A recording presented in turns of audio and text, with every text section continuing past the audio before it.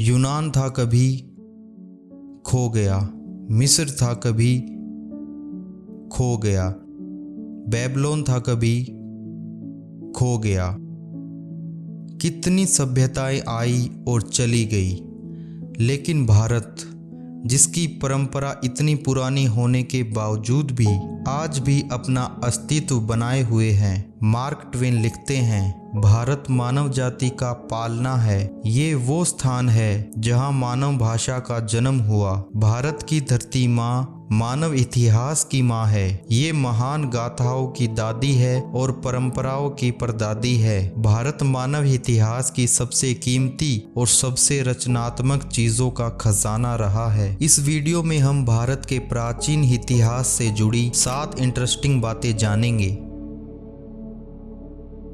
आर्कोलॉजिक evidence बताते हैं कि भारत का शहर वाराणसी दुनिया के सबसे प्राचीन बसाए गए शहरों में से एक है, जो आज भी अपने वजूद में है। इसे बनारस भी कहा जाता है और ऋग्वेद में इसे काशी कहा गया है। वैसे बनारस को कम से कम 3000 साल पुराना माना जाता है, लेकिन हिंदू मैथोलॉजी के अनुसार भगवान शिव ने 5000 साल पहले इस शहर की स्थापना की थी। हिंदू धर्म के साथ पवित्र स्थानों में से काशी को सबसे पवित्र माना जाता है। यहाँ तक कि जैन और बौद्ध धर्म में भी काशी एक बेहद पवित्र स्थान है। तक्षशिला विश्वविद्यालय को दुनिया की सबसे पहली यूनिवर्सिटी माना जाता है। इसको ईसा से 700 साल पहले प्राचीन भारत के तक्षशिला शहर में स्थापित किया गया था। आजकल ये जगह पाकिस्तान में मौजूद है। तक्षशिला में विश्व भर के 10,500 से भी ज्यादा स्टूडेंट्स पढ़ा करते थे। साइंस, मैथ, मेडिसिन, पॉलिटिक्स,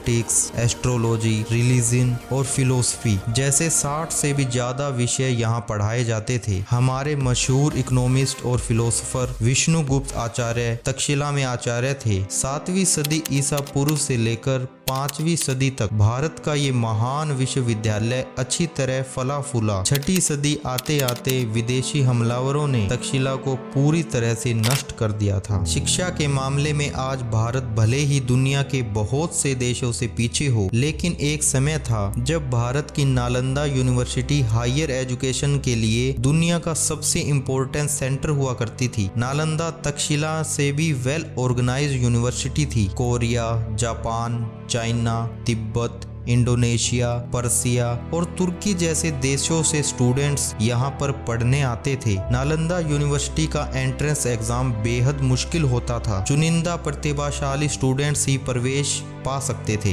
जुआनजेंग ने अपनी भारत यात्रा के 2 साल नालंदा में बिताए थे। जुआनजेंग लिखते हैं कि जब वो नालंदा आए थे उस वक्त वहाँ 10,000 स्टूडेंट्स थे और 1510 आचार्य थे। ये अनुमान लगाया जाता है कि एक समय में हमारे ग्रेट मैथमेटिशियन आर्यभट्ट नालंदा के हेड थे। नालंदा में हजारों स्टूडेंट्स और स्कॉलर्स के अध्ययन के लिए एक विशाल लाइब्रेरी थी। इस लाइब्रेरी में 3 लाख से भी ज्यादा किताबें थी। 12वीं सदी के अंत में तुर्की हमलावर बख्तियार खिलजी ने नालंदा को जलाकर पूरी तरह नष्ट कर दिया। किसी जमाने में नालंदा एक भव्य यूनिवर्सिटी हुआ करती थी। आजकल बस उसके खंडर ही शेष बचे हैं।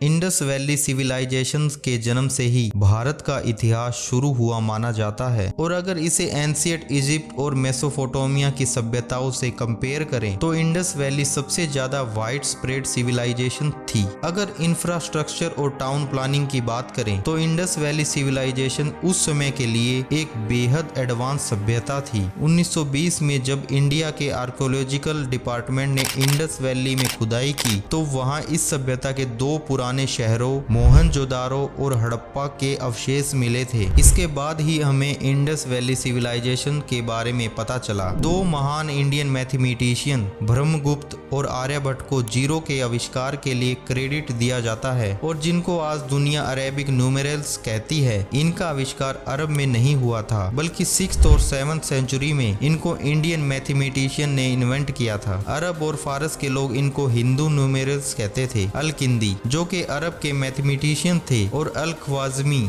जो कि फारस के मैथमेटिशियन थे, इन दोनों की राइटिंग्स के जरिए ही ये भारतीय न्यूमेरल सिस्टम यूरोप तक पहुंचा था।